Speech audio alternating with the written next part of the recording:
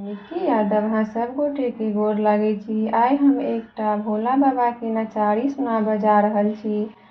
अहाँ सब अपन प्यार आशीर्वाद एहिना बरसाबैत रहब। तऽ आउ सुनै जाओ। हर हर महादेव। भोला के छोटे मंदिर बानी हो रे गोरे लागल कोना के हो। भोला के छोटे मंदिर बानी हो रे गोरे लागब कोना के हो। गोरे लागब कोना के, गोरे लागब कोना के। भोला के छोटे मंदिर बानी हो रे गोरे लागब कोना के हो।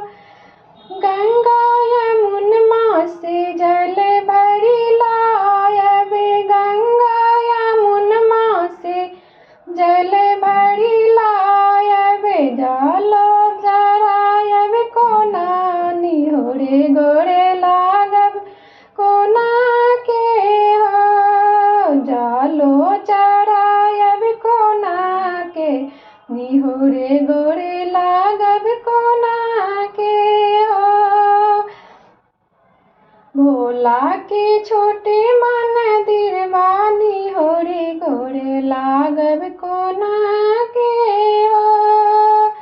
मालिन बागे जायब फूल चुनी लायब, मालिन बागे जायब फूल चुनी लायब। भोला के मंदिर सजायब हो रे गोरे लागब कोना के हो।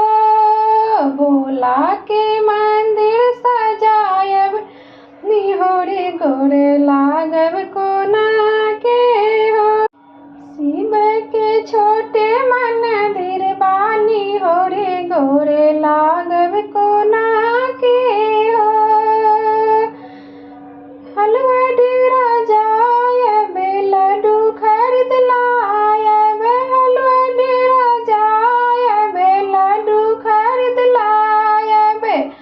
बाबा के भोग लगायब हो रे गोरे लागब कोना के हो।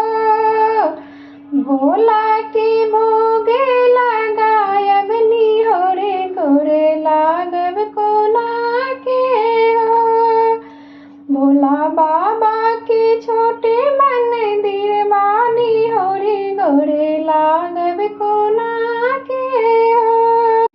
बाड़िए जड़ से हम भांग धतुरवा लायब, बाड़िए जड़ से हम भंगिया लायब। भोला बाबा के चढ़ायब हो रे गोरे लागब कोना के हो।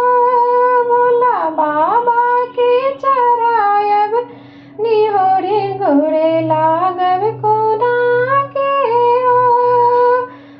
शिव शंकर के छोटे मंदिर बानी हो रे गोरे लागब कोना के हो। भोला बाबा के छोटे मंदिर बानी हो रे गोरे लागब कोना के हो।